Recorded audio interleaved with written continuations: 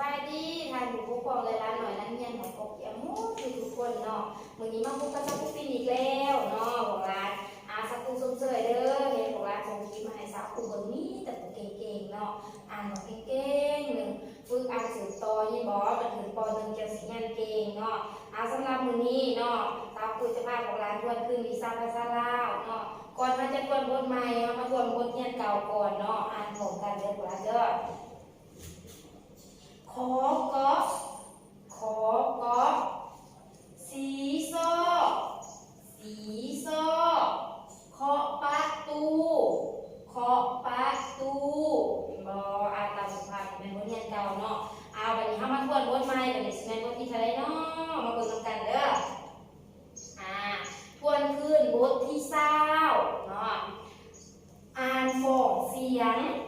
เนาะมาฟังสักครู่อ่านเด้อสระสระเอสระเอสระแอสระแอสระโอสระโอสระอสระอถอ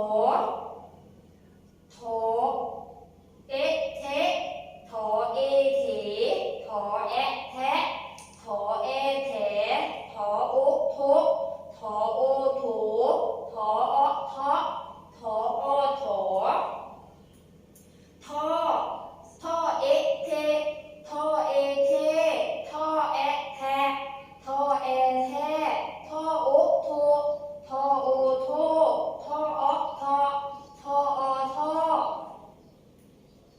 นอนอเอเน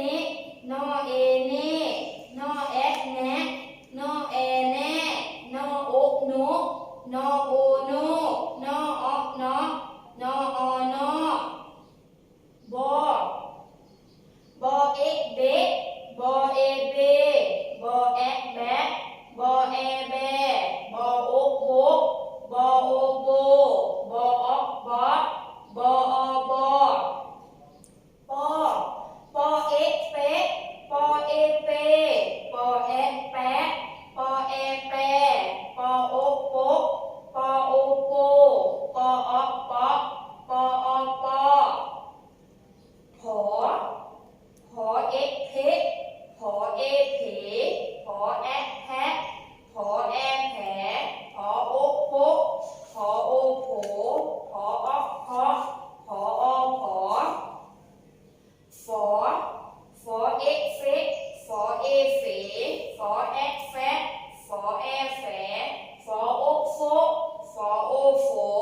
ฝออฟอฝออฝอพ่อพ่อเอเพพ่อเอเพพ่อแอแพะพ่อแอแพะพ่อโอโพพ่อโอโพพ่ออพอพ่ออพ่ออ่านเป็นคำมือถือโถมือถือโถโทรหาโทรหาแก้เพแก้เพแบมือแบมือแปะฟ้าแปะฟ้าป้าเกาะป้าเกาะนาลีมีโบนาลีมีโบแค่ยา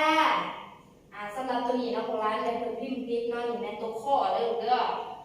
แค่ยาข้อแอคแค่ยออายาแค่ยาเนาะนี่แม่ตัวพิมพ์ติดเป็นใส่ตัวข้อเนาะของร้านเนาะ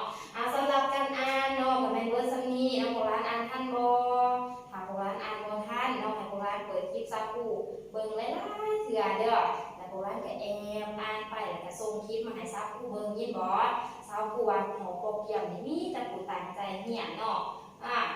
สำหรับวันการทวนพื้นวันนี้เนาะกับเบิร์ดแจ้งซัมนี้มือนาเนาะเราพูดถึงจะมาพาทวนบทใหม่เนาะแต่ว่าเวลาของร้านอยู่บ้านเนาะให้รักษาสุขภาพบ่ให้พากันกินของที่บ่มีประโยชน์เนาะของร้านกินแต่พักกินแต่หมากไม้ยินบ่กินข้าวใส่หลายๆกินใหญ่ไว้ยินบ่บ่ให้สอบพ่อสอบแม่บ่ให้ลิ้นโทรศัพท์หลายเด้อถึงว่าเฮาสิเรียนในโทรศัพท์เนาะแต่ว่าเฮาก็เรียนเอาตัวที่มันมีประโยชน์เนาะตัวที่บ่เป็นประโยชน์การ์ตูนบ่เกมบ่ให้ลิ้นเด้อของร้านเด้อแล้วก็บ่ให้เบิ่งหลายบ่ มีซับคู่ขอลาของลาไปก่อนเด้อมื้อ